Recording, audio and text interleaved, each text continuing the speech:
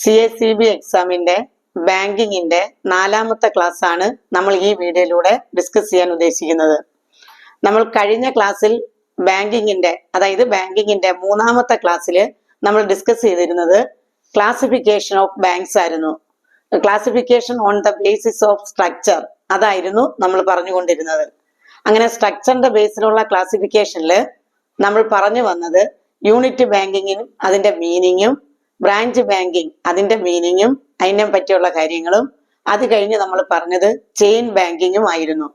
ഈ ക്ലാസ്സിൽ നമ്മൾ ഡിസ്കസ് ചെയ്യാൻ ഉദ്ദേശിക്കുന്നത് ബാക്കി, അതായത് സ്ട്രക്ചറിന്റെ ബേസിലുള്ള ബാക്കി ക്ലാസിഫിക്കേഷനായ ഗ്രൂപ്പ് ബാങ്കിങ്ങും അതുപോലെ തന്നെ കറസ്പോണ്ടന്റ് ബാങ്കിങ്ങുമാണ് നമ്മൾ ഡിസ്കസ് ചെയ്യുന്നത്. അപ്പൊ നമുക്ക് ഗ്രൂപ്പ് ബാങ്കിങ് എന്താണെന്ന് പറഞ്ഞു തുടങ്ങാം. ഓക്കെ, ഗ്രൂപ്പ് ബാങ്കിങ് എന്ന് പറയുമ്പോൾ 2 or more banks under a single bank holding company, ഇതാണ് ഏതെന്ന് പറയുന്നത് ഗ്രൂപ്പ് ബാങ്കിങ് എന്ന് പറയുന്നത്. എന്ന് പറഞ്ഞാൽ ഗ്രൂപ്പ് ബാങ്കിങ്ങിലെ 2ഓ അതിലധികമോ ബാങ്കുകളെ ഒരു ഹോൾഡിംഗ് കമ്പനിയായ ബാങ്ക് ഹോൾഡ് ചെയ്തിരിക്കും. അതാണ് ഏതെന്ന് പറയുന്നത് ഗ്രൂപ്പ് ബാങ്കിങ് എന്ന് പറയുന്നത്. ഒന്നുകൂടെ വ്യക്തമായി പറഞ്ഞു കഴിഞ്ഞാൽ 2ഓ അതിലധികമോ ബാങ്കുകളെ കൺട്രോൾ ചെയ്യുന്നത് ഒരു ഹോൾഡിംഗ് കമ്പനി ആയിരിക്കും. ഒരു ഹോൾഡിംഗ് കമ്പനി ആയിരിക്കും. Under the control of A holding company. ഒരു ഹോൾഡിംഗ് കമ്പനിയുടെ കൺട്രോളിലാണ് 2ഓ അതിലധികമോ ബാങ്കുകൾ പ്രവർത്തിക്കുന്നത് അല്ലെങ്കിൽ ഫങ്ഷൻ ചെയ്യുന്നത്. ക്ലിയർ ആയോ?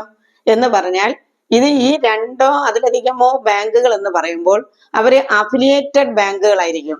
ഈ അഫിലിയേറ്റഡ് ബാങ്കുകൾക്ക് സെപ്പറേറ്റ് നിലനിൽപ്പുണ്ടായിരിക്കും. അതുപോലെ തന്നെ സെപ്പറേറ്റ് ബിൽഡിംഗ് ഉണ്ടായിരിക്കും, സെപ്പറേറ്റ് ഓഫീസ് ഉണ്ടായിരിക്കും. അവര് എല്ലാ കാര്യങ്ങളും സെപ്പറേറ്റ് ആണ്. പക്ഷെ under the control of A holding company, അവരൊരു ഹോൾഡിംഗ് കമ്പനിയുടെ കൺട്രോളിലായിരിക്കും എന്നുള്ളതാണ് ഈ ഗ്രൂപ്പ് ബാങ്കിങ്ങിന്റെ പ്രത്യേകതയായിട്ട് പറയുന്നത്. നമ്മൾ കഴിഞ്ഞ ക്ലാസ്സിൽ ചെയിൻ ബാങ്കിങ് പറഞ്ഞിട്ടുണ്ട്. അതുകൊണ്ട് ചെയിൻ ബാങ്കിങ് കഴിഞ്ഞ ക്ലാസ് കാണാത്തവർ ആ വീഡിയോ ഒന്നുകൂടെ കാണണം.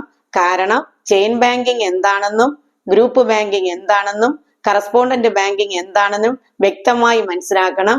ഇത് മൂന്നും കൂടെ നിങ്ങൾക്ക് എന്ത് ചെയ്യാം, തിരിഞ്ഞു പോകാനുള്ള സാധ്യതയുണ്ട്. ഗ്രൂപ്പ് ബാങ്കിങ് എന്താണെന്ന് ഒന്നുകൂടെ പറഞ്ഞാൽ ഒരു ഹോൾഡിംഗ് കമ്പനിയുടെ കീഴിലായിരിക്കും 2ഓ അതിലധികമോ ബാങ്കുകൾ പ്രവർത്തിക്കുന്നത്. എന്നാൽ ഈ പറയുന്ന 2ഓ അതിലധികമോ ബാങ്കുകൾക്ക് സെപ്പറേറ്റ് നിലനിൽപ്പും സെപ്പറേറ്റ് ക്യാപിറ്റലും ഓഫീസും മറ്റു കാര്യങ്ങളെല്ലാം ഉണ്ടായിരിക്കും. ആ ഹോൾഡിംഗ് കമ്പനി ആയിരിക്കും ഇവരുടെ ഫങ്ഷൻസിനെ എന്ത് ചെയ്യുന്നത്, കൺട്രോൾ ചെയ്യുന്നത്. ഓക്കെ, അത് ക്ലിയർ ആയോ?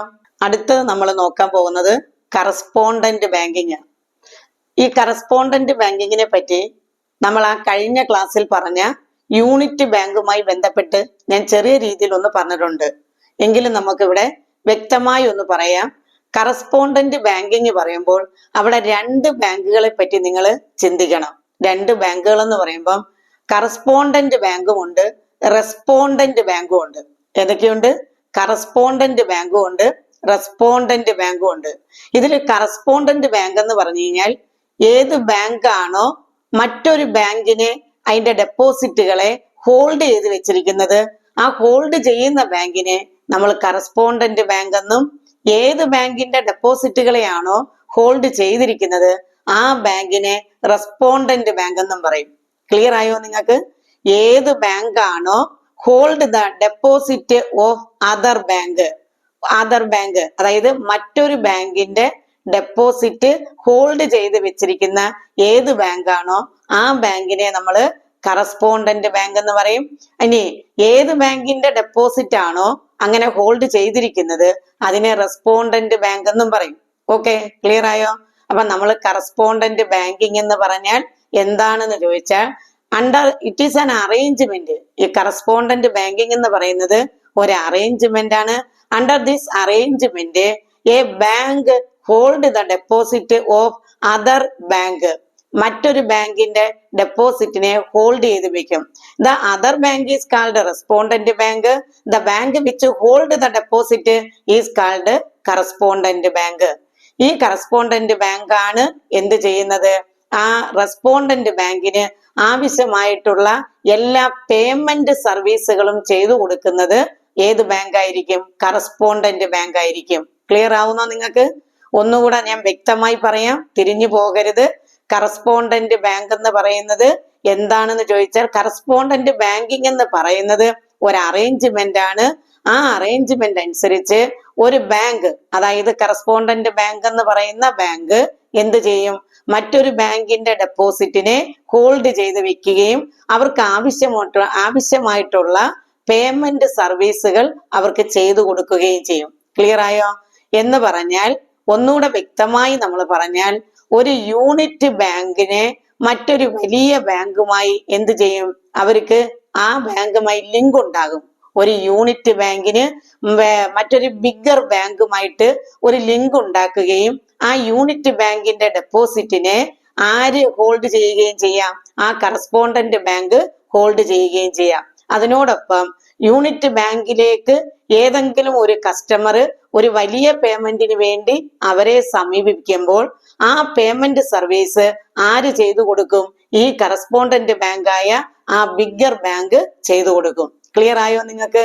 അതില് യൂണിറ്റ് ബാങ്കിനെ നമ്മൾ റെസ്പോണ്ടന്റ് ബാങ്ക് എന്നും, ആ യൂണിറ്റ് ബാങ്കുമായി ലിങ്ക് ഉള്ള അല്ലെങ്കിൽ യൂണിറ്റ് ബാങ്കിന് വേണ്ടുന്ന പേയ്മെന്റ് സർവീസുകൾ ചെയ്തു കൊടുക്കുന്ന ആ ബിഗ്ഗർ ബാങ്കിനെ നമ്മൾ എന്തെന്നും വിളിക്കും? കറസ്പോണ്ടന്റ് ബാങ്ക് എന്നും വിളിക്കും. ക്ലിയർ ആയോ? അപ്പൊ സാധാരണയായിട്ട് റെസ്പോണ്ടന്റ് ബാങ്ക് ആയിട്ട് വരുന്നത് ഏത് ബാങ്കാണെന്ന് ചോദിച്ചാൽ യൂണിറ്റ് ബാങ്കുകളായിരിക്കും. ഓക്കെ, ഈ യൂണിറ്റ് ബാങ്കിന്റെ പ്രത്യേകത എന്താണെന്ന് നിങ്ങൾക്കറിയാം. Unit bank is a small bank. അവർക്ക് the bank has small activities, small banking activities. അവർക്ക് ചെറിയ ബാങ്കിങ് ആക്ടിവിറ്റീസ് മാത്രമേ ഉള്ളൂ. അതുകൊണ്ട് തന്നെ അവരിലേക്ക് ഒരു വലിയ തുകയ്ക്ക് പേയ്മെന്റുമായി ബന്ധപ്പെട്ട ഒരു കസ്റ്റമർ ചെന്ന് കഴിഞ്ഞാൽ ആ പേയ്മെന്റ് സർവീസുകൾ ഏത് ബാങ്ക് വഴിയായിരിക്കും നടത്തുന്നത്? ആ കറസ്പോണ്ടന്റ് ബാങ്ക് വഴിയായിരിക്കും നടത്തുന്നത്. ക്ലിയർ ആയോ? ഈ കറസ്പോണ്ടന്റ് ബാങ്കും ഈ റെസ്പോണ്ടന്റ് ബാങ്കും തമ്മിൽ ഒരു ബൈലാറ്ററൽ എഗ്രിമെന്റ് ഉണ്ടായിരിക്കും. ഏത് ബാങ്കുകൾ തമ്മില്? ഞാൻ പറഞ്ഞു, കറസ്പോണ്ടന്റ് ബാങ്കിങ് എന്ന് പറയുന്ന സിസ്റ്റത്തിനകത്ത് രണ്ട് ബാങ്ക് വരും. കറസ്പോണ്ടന്റ് ബാങ്കും ഉണ്ട്, റെസ്പോണ്ടന്റ് ബാങ്കും ഉണ്ട്. ഇതില് കറസ്പോണ്ടന്റ് ബാങ്കും ആ റെസ്പോണ്ടന്റ് ബാങ്കും തമ്മിൽ ഒരു എഗ്രിമെന്റ് ഉണ്ട്. എങ്ങനത്തെ എഗ്രിമെന്റ് ആണെന്ന് ചോദിച്ചാൽ ബൈലാറ്ററൽ എഗ്രിമെന്റ് ആണ്. എന്ന് പറഞ്ഞാൽ രണ്ട് ബാങ്കുകളും തമ്മിലുള്ള എഗ്രിമെന്റ് ആണ് ഏതെന്ന് പറയുന്നത്? Bilateral agreement. അപ്പൊ ഏതൊക്കെ ബാങ്കുകൾ തമ്മിലാണ്? കറസ്പോണ്ടന്റ് ബാങ്കും റെസ്പോണ്ടന്റ് ബാങ്കും തമ്മിൽ ഒരു എഗ്രിമെന്റ് ഉണ്ടായിരിക്കും. അത് ഏത് തരത്തിലുള്ള എഗ്രിമെന്റ് ആണെന്ന് ചോദിച്ചാൽ ബൈലാറ്ററൽ എഗ്രിമെന്റ് ആണ്. ഓക്കെ, ഇനി അതിൽ ഞാൻ പറഞ്ഞു റെസ്പോണ്ടന്റ് ബാങ്ക് എന്ന് പറയുന്നത് യൂണിറ്റ് ബാങ്ക് ആയിരിക്കും എന്ന് പറഞ്ഞു. ഈ യൂണിറ്റ് ബാങ്കുകൾക്ക് ഏത് തരത്തിലുള്ള സർവീസസും, അതായത് അവർക്ക് ബ്രാഞ്ച് ഇല്ലെന്നറിയാലോ. യൂണിറ്റ് ബാങ്കിന് എന്ത് കാണത്തില്ല? ബ്രാഞ്ചസ് ഇല്ല. അപ്പൊ അവർക്ക് ബ്രാഞ്ചസ് ഇല്ലാത്ത സ്ഥലത്തുള്ള ഒരു കസ്റ്റമർ ഏതെങ്കിലും തരത്തിലുള്ള സേവനത്തിന് ഈ ബാങ്കിൽ വന്നു കഴിഞ്ഞാൽ അവർ ആ സർവീസസ് ചെയ്തു കൊടുക്കുന്നത് ത്രൂ എ കറസ്പോണ്ടന്റ് ബാങ്ക്. ഒരു കറസ്പോണ്ടന്റ് ബാങ്ക് വഴിയായിരിക്കും എന്ത് ചെയ്തു കൊടുക്കുന്നത്? ആ സേവനങ്ങൾ ചെയ്തു കൊടുക്കുന്നത്. ഇത് ഇത്രയുമാണ് കറസ്പോണ്ടന്റ് ബാങ്കിന്റെ പ്രത്യേകത. അപ്പൊ നമ്മള് സ്ട്രക്ചറിന്റെ ബേസിലുള്ള ക്ലാസിഫിക്കേഷൻസ് ഏതൊക്കെയായിരുന്നു? ഒന്ന്, യൂണിറ്റ് ബാങ്ക്, അതെന്താണെന്ന് നമ്മൾ കഴിഞ്ഞ ക്ലാസ്സിൽ പറഞ്ഞു. ബ്രാഞ്ച് ബാങ്കിങ്, അത് നമ്മൾ കഴിഞ്ഞ ക്ലാസ്സിൽ പറഞ്ഞു. ചെയിൻ ബാങ്കിങ്, അത് നമ്മൾ കഴിഞ്ഞ ക്ലാസ്സിൽ പറഞ്ഞിരുന്നു. ഇന്ന് നമ്മൾ പറഞ്ഞ കാര്യങ്ങള്, ഒന്ന് ഗ്രൂപ്പ് ബാങ്കിങ് എന്ന് പറഞ്ഞാൽ എന്താണ്, രണ്ട് കറസ്പോണ്ടന്റ് ബാങ്കിങ് എന്ന് പറഞ്ഞാൽ എന്താണ്. അപ്പൊ സ്ട്രക്ചറിന്റെ ബേസിലുള്ള ക്ലാസിഫിക്കേഷൻ ഇതോടുകൂടി കഴിഞ്ഞു. ഇനി നമുക്ക് അടുത്തത് പഠിക്കാനുള്ളതെന്ന് പറയുന്നത് on the basis of the functions, classification of banks on the basis of the functions ആണ് ഇനി നമുക്ക് പഠിക്കാനുള്ളത്. ഞാൻ പറഞ്ഞിട്ടുണ്ട്, കഴിഞ്ഞ ക്ലാസ്സിലെ പറഞ്ഞിട്ടുണ്ട്, ബാങ്കിന്റെ ഫങ്ഷൻസിനെ വെച്ചുകൊണ്ടുള്ള ക്ലാസിഫിക്കേഷൻ ആണ് നമുക്ക് പ്രധാന ക്ലാസിഫിക്കേഷൻ ആയിട്ട് പഠിക്കാനുള്ളത്. ഫങ്ഷൻസിന്റെ ബേസിലുള്ള ബാങ്കിന്റെ ക്ലാസിഫിക്കേഷൻസ് എന്ന് പറയുമ്പോൾ അതിൽ നമ്മൾ ഇന്ന് കാണുന്ന എല്ലാ ബാങ്കിങ് സിസ്റ്റവും ഫങ്ഷൻസിന്റെ ബേസിലുള്ള ക്ലാസിഫിക്കേഷനകത്ത് വരും. ഈ പറയുന്ന നമ്മൾ നേരത്തെ പറഞ്ഞ സ്ട്രക്ചറിന്റെ ബേസിലുള്ള കറസ്പോണ്ടന്റ് ബാങ്കിങ് ആണെങ്കിലും ഗ്രൂപ്പ് ബാങ്കിങ് ആണെങ്കിലും ബ്രാഞ്ച് ബാങ്കിങ് ആണെങ്കിലും യൂണിറ്റ് ബാങ്കിങ് ആണെങ്കിലും എല്ലാം നമുക്ക് ഫങ്ഷൻസിന്റെ ബേസിലും പറയാം. ഓക്കെ, അപ്പൊ നമ്മൾ ഫങ്ഷൻസിന്റെ ബേസിൽ പ്രധാനമായി പറയാനുള്ള ബാങ്കിങ് എന്ന് പറയുന്നത് റീറ്റെയിൽ ബാങ്കിങ്, ഹോൾസെയിൽ ബാങ്കിങ്, അതുപോലെ തന്നെ universal banking, mixed banking, deposit banking, പിന്നെ ഡെവലപ്മെന്റ് ബാങ്കിങ്, ഡെവലപ്മെന്റ് അല്ലെങ്കിൽ ഇൻഡസ്ട്രിയൽ ബാങ്കിങ്, ഇങ്ങനെ തുടങ്ങി കുറേ ബാങ്കിങ് സ്ട്രക്ചറുകൾ നമുക്ക് പഠിക്കാനുണ്ട്. ബാങ്കിങ് ആയിട്ട് ഫങ്ഷൻസിന്റെ ബേസിലുള്ള ക്ലാസിഫിക്കേഷൻ വെച്ചുകൊണ്ട് നമുക്ക് പഠിക്കാനുണ്ട്. ഓക്കെ, അതിൽ നമുക്ക് ആദ്യത്തെ ബാങ്കിങ്, നമുക്ക് അങ്ങനെ ഓർഡറിൽ അത് പറയണമെന്നില്ല, ഞാൻ ജസ്റ്റ് അതിന്റെ എക്സാമ്പിളുകൾ അങ്ങ് പറഞ്ഞതേ ഉള്ളൂ. നമ്മൾ ഓരോന്നോരോന്നായിട്ട് വളരെ വ്യക്തമായി പഠിക്കും.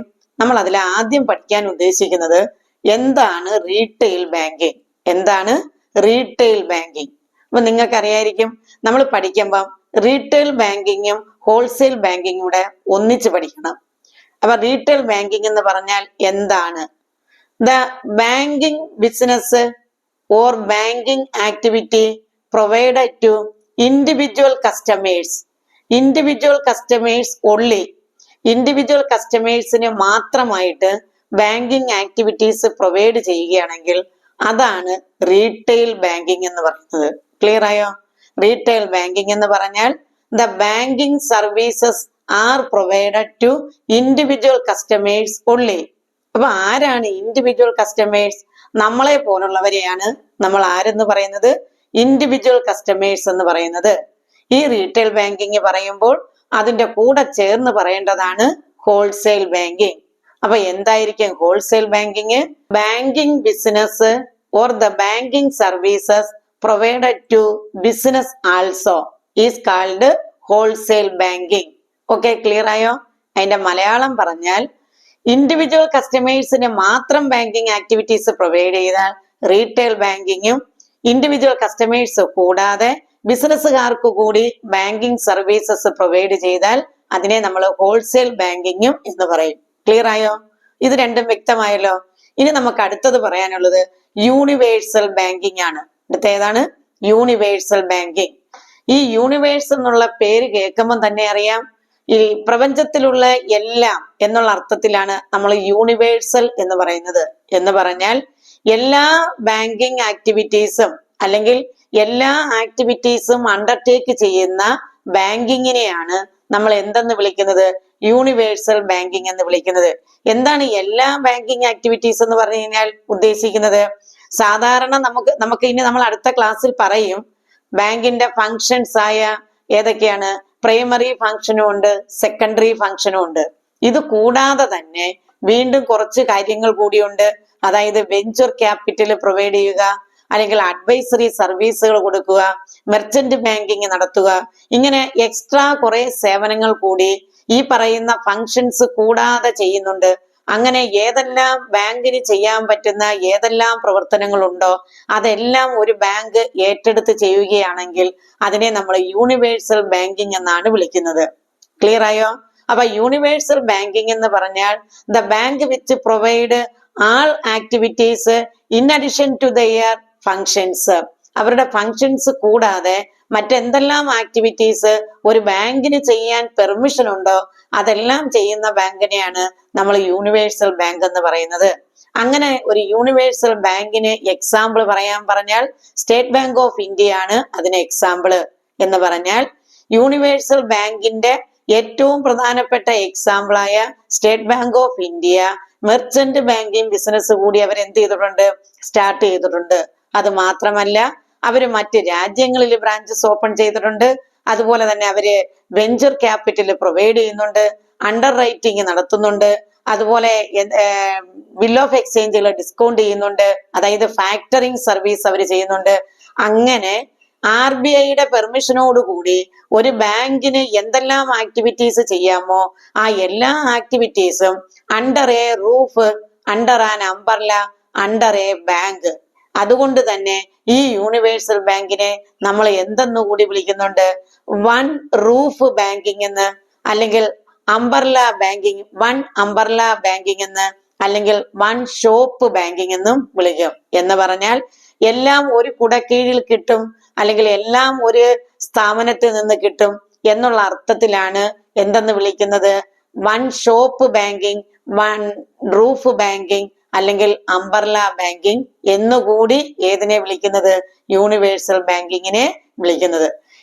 എന്തൊക്കെയാണെന്നൊരു എക്സാമ്പിൾ പറയാൻ പറഞ്ഞാൽ നിങ്ങൾക്കൊന്ന് മനസ്സിലാക്കാൻ വേണ്ടി ഞാൻ പറയാം. Accepting deposit, lending loans, credit creation, agency service, general utility service, ഇതെല്ലാം ബാങ്കിന്റെ ഫങ്ഷൻസ് ആണ്. ഇത് കൂടാതെ merchant banking, under writing, discounting of bill, അതുകൂടാതെ പ്രോജക്റ്റ് വർക്കുകൾ ഏറ്റെടുത്ത് ചെയ്യുക, അഡ്വൈസറി സർവീസുകൾ കൊടുക്കുക, ഇൻഷുറൻസ് പ്രോഡക്റ്റുകൾ വിൽക്കുക, ഇങ്ങനെ തുടങ്ങി മറ്റെന്തെല്ലാം, അതുപോലെ തന്നെ സ്റ്റോക്ക് മാർക്കറ്റുമായി ബന്ധപ്പെട്ട പ്രവർത്തനങ്ങൾ ചെയ്യുക.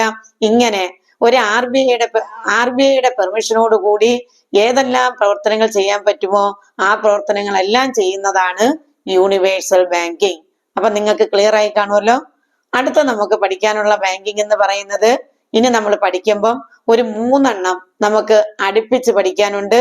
അതായത് എന്താണ് ഡെപ്പോസിറ്റ് ബാങ്കിങ്, എന്താണ് ഇൻഡസ്ട്രിയൽ ബാങ്കിങ്, എന്താണ് മിക്സഡ് ബാങ്കിങ്. ഡെപ്പോസിറ്റ് ബാങ്ക് എന്ന് പറയുമ്പം നമ്മൾ ഡെപ്പോസിറ്റ് ബാങ്കിങ് എന്ന് പറഞ്ഞാലും കുഴപ്പമില്ല. ഡെപ്പോസിറ്റ് ബാങ്ക് എന്ന് പറയുന്നതായിരിക്കും കുറച്ചുകൂടെ ഭംഗി. അപ്പൊ ഡെപ്പോസിറ്റ് ബാങ്ക് എന്ന് പറഞ്ഞാൽ the bank which provide short term and medium term loans, accept short term and medium term deposits. അതായത് ബാങ്കുകൾ ഷോർട്ട് ടേം മീഡിയം ടേം ലോണുകൾ കൊടുക്കുക, അതുപോലെ ഷോർട്ട് ടേം മീഡിയം ടേം ഡെപ്പോസിറ്റുകൾ അക്സെപ്റ്റ് ചെയ്യുക. ഈ ബാങ്കുകളെയാണ് നമ്മൾ എന്തെന്ന് വിളിക്കുന്നത്? ഡെപ്പോസിറ്റ് ബാങ്ക്സ് എന്ന് വിളിക്കുന്നത്. ഈ ഡെപ്പോസിറ്റ് ബാങ്ക്സുകളാണ് നമ്മൾ ഇന്ന് കാണുന്ന കൊമേഴ്സ്യൽ ബാങ്ക്സ്. അപ്പൊ commercial banks are also called deposit banks. Commercial ബാങ്കുകളെയാണ് നമ്മൾ എന്തെന്ന് വിളിക്കുന്നത്? ഡെപ്പോസിറ്റ് ബാങ്ക് എന്ന് വിളിക്കുന്നത്. അപ്പം ഷോർട്ട് ടേം മീഡിയം ടേം ലോണുകൾ കൊടുക്കുകയും ഷോർട്ട് ടേം മീഡിയം ടേം ഡെപ്പോസിറ്റുകൾ അക്സെപ്റ്റ് ചെയ്യുകയും ചെയ്യുന്ന ബാങ്കുകളെയാണ് ഡെപ്പോസിറ്റ് ബാങ്ക് അല്ലെങ്കിൽ കൊമേഴ്സ്യൽ ബാങ്ക് എന്ന് വിളിക്കുന്നത്. ഈ ഡെപ്പോസിറ്റ് ബാങ്കുകളെയാണ് പ്യുവർ ബാങ്കിങ് എന്ന് വിളിക്കുന്നത്. പ്യുവർ ബാങ്ക് അല്ലെങ്കിൽ പ്യുവർ ബാങ്കിങ് സിസ്റ്റം എന്ന് പറയുന്നത്. യഥാർത്ഥ ബാങ്കിങ് സിസ്റ്റം എന്ന് പറയുന്നത് PURE പ്യുവർ ബാങ്കിങ് സിസ്റ്റം എന്ന് വിളിക്കുന്നത് ഈ ഡെപ്പോസിറ്റ് ബാങ്കുകളെയാണ്, അല്ലെങ്കിൽ ഈ കൊമേഴ്സ്യൽ ബാങ്കുകളെയാണ്. ക്ലിയർ ആയല്ലോ. അപ്പൊ എന്താണ് ഡെപ്പോസിറ്റ് ബാങ്ക് എന്നുള്ളത് വ്യക്തമായി അല്ലയോ? അപ്പൊ നമുക്ക് അതിന്റെ കൂടെ തന്നെ പഠിക്കേണ്ടതാണ് ഏതെന്ന് പറയുന്നത്, എന്താണ് ഇൻഡസ്ട്രിയൽ ബാങ്ക്. ഇൻഡസ്ട്രിയൽ ബാങ്കിന്റെ മറ്റൊരു പേരാണ് ഇൻവെസ്റ്റ്മെന്റ് ബാങ്ക്, അല്ലെങ്കിൽ നമുക്ക് ഡെവലപ്മെന്റ് ബാങ്ക് എന്ന് വിളിക്കാം. ഏതൊക്കെ വിളിക്കാം? Industrial bank, investment bank, development bank. ഇതിന്റെ മീനിങ് എന്ന് പറയുന്നത് the bank which provide short term, medium term and long term loans to the borrowers and accept short term, medium term and long term deposit. Long term ഡെപ്പോസിറ്റുകളും അതുപോലെ തന്നെ long term ലോൺസുകളും കൊടുക്കുന്ന ബാങ്കുകളെയാണ് നമ്മൾ എന്തെന്ന് വിളിക്കുന്നത്? ഇൻവെസ്റ്റ്മെന്റ് ബാങ്ക് അല്ലെങ്കിൽ industrial bank, അല്ലെങ്കിൽ അതിന്റെ മറ്റൊരു പേര് ഏതെന്നാ പറഞ്ഞ ഡെവലപ്മെന്റ് ബാങ്ക്. അപ്പൊ ഇനി നിങ്ങൾ ഒന്നുകൂടെ നോക്കേ, ഇൻഡസ്ട്രിയൽ ബാങ്കിന്റെ പേര് ആ ഇൻഡസ്ട്രിയൽ ബാങ്ക് എന്ന് വരാൻ കാരണം the bank provide long time loans to industries. Long time loan ആവശ്യക്കാർ ആരായിരിക്കും? എപ്പോഴും വ്യവസായം നടത്തുന്നവരാണ്, ബിസിനസ്സുകാരാണ്. ഏതിന്റെ ആവശ്യക്കാരെന്ന് പറയുന്നത്? ലോങ് ടൈം ലോൺസിന്റെ ആവശ്യക്കാരെന്ന് പറയുന്നത്. So the bank is called industrial bank. അപ്പൊ ലോങ് ടൈം ലോൺസ് ഇൻഡസ്ട്രീസിന് കൊടുക്കുന്നത് കൊണ്ട് അവരെ നമ്മൾ ഇൻഡസ്ട്രിയൽ ബാങ്ക് എന്ന് വിളിക്കും. അതുപോലെ തന്നെ ഇൻവെസ്റ്റ്മെന്റ് പർപ്പസ്, ലോങ് ടൈം ഇൻവെസ്റ്റ്മെന്റുകളാണ് ഇവർ എന്ത് ചെയ്യുന്നത്? നടത്തുന്നത്. അതുകൊണ്ട് ഇതിനെ നമുക്ക് എന്തെന്നും വിളിക്കാം? ഇൻവെസ്റ്റ്മെന്റ് ബാങ്ക് എന്ന് വിളിക്കാം. മറ്റൊന്ന്, നിങ്ങൾക്കറിയാം ഒരു രാജ്യത്തിന്റെ ഡെവലപ്മെന്റ് എന്ന് പറയുന്നത്, അവിടുത്തെ എക്കോണമിക് ഡെവലപ്മെന്റ് എന്ന് പറയുന്നത് ബിസിനസ്സുകാരാ അല്ലയോ? ഒരു രാജ്യത്ത് എത്രമാത്രം ബിസിനസ് ഉണ്ടോ അല്ലെങ്കിൽ എത്രമാത്രം ഇൻഡസ്ട്രി ഉണ്ടോ അതിനനുസരിച്ച് അവിടെ എന്തുണ്ടാകും? എക്കോണമിക് ഡെവലപ്മെന്റ് ഉണ്ടാകും. അപ്പൊ ഇൻഡസ്ട്രീസ് ഉണ്ടെങ്കിലേ എക്കോണമിക് ഡെവലപ്മെന്റ് ഉണ്ടാകൂ. ആ ഇൻഡസ്ട്രീസ് ഉണ്ടാകണമെങ്കിൽ അവർക്ക് ലോണുകളൊക്കെ അവൈലബിൾ ആയിരിക്കണം. അതുകൊണ്ട് തന്നെ ഈ ബാങ്കിനെ നമ്മൾ ഏതെന്നും വിളിക്കും? ഡെവലപ്മെന്റ് ബാങ്ക് എന്നും വിളിക്കും. കാരണം ഇവര് ലോൺ ആർക്കാ കൊടുക്കുന്നത്? ഇൻഡസ്ട്രീസിനാ. ഇവര് ലോങ് ടൈം ഇൻവെസ്റ്റ്മെന്റ് നടത്തുന്നവരാ. ഇതെന്ന് പറയുന്നത് എക്കോണമിക് ഡെവലപ്മെന്റിനെ സഹായിക്കുന്നതാ. അതായത് ലോങ് ടൈം ലോൺസ് ഇൻഡസ്ട്രീസിന് കൊടുക്കുന്നത് വഴി കൂടുതൽ ഇൻഡസ്ട്രീസ് നമ്മുടെ രാജ്യത്തുണ്ടാവുകയും അതുവഴി വികസനം ഉണ്ടാവുകയും ചെയ്യുന്നു. So the banks are also called development bank. Clear ആയല്ലോ? അപ്പൊ ഏതൊക്കെ ബാങ്കുകൾ നമ്മൾ പഠിച്ചു? ഏതൊക്കെ ഇപ്പൊ നമ്മൾ പറഞ്ഞു നിർത്തിയ 3 കോമ്പിനേഷൻ ഏതൊക്കെയാണെന്നാ പറഞ്ഞത്? ഒന്ന് ഡെപ്പോസിറ്റ് ബാങ്കിങ്, മറ്റൊന്ന് ഇൻഡസ്ട്രിയൽ ബാങ്കിങ്, മറ്റൊന്ന് ഏതാ നമ്മളിപ്പോ പറഞ്ഞു നിർത്തിയത്? ഇൻഡസ്ട്രിയൽ ബാങ്കിന്റെ മറ്റൊരു പേര് ഏതാന്നാ പറഞ്ഞത്? ഇൻഡസ്ട്രിയൽ ബാങ്ക്, ഇൻവെസ്റ്റ്മെന്റ് ബാങ്ക്, അല്ലെങ്കിൽ ഡെവലപ്മെന്റ് ബാങ്ക്. ഇനി നമുക്ക് ഒരെണ്ണവും കൂടെ പറയാം. ഇതിന്റെ കോമ്പിനേഷൻ ആയിട്ട് വരുന്നതാണ് മിക്സഡ് ബാങ്കിങ്. ഏതാണ്? Mixed banking. The bank which provide both deposit bank functions and investment bank functions is called ഏത്? Mixed banking. ഒരു ബാങ്ക് തന്നെ ഈ പറയുന്ന ഡെപ്പോസിറ്റ് ബാങ്കിന്റെയും ഈ പറയുന്ന ഇൻഡസ്ട്രിയൽ ബാങ്കിന്റെയും ഫങ്ഷൻസ് ചെയ്യുകയാണെങ്കിൽ ആ ബാങ്കുകളെ നമ്മൾ ആ ബാങ്കിങ് സിസ്റ്റത്തിനെ നമ്മൾ എന്തെന്ന് വിളിക്കും? മിക്സഡ് ബാങ്കിങ് എന്ന് വിളിക്കും. ക്ലിയർ ആയോ? A bank which provide both functions of deposit bank and industrial bank, then the banking system is called mixed banking. Clear ആയോ?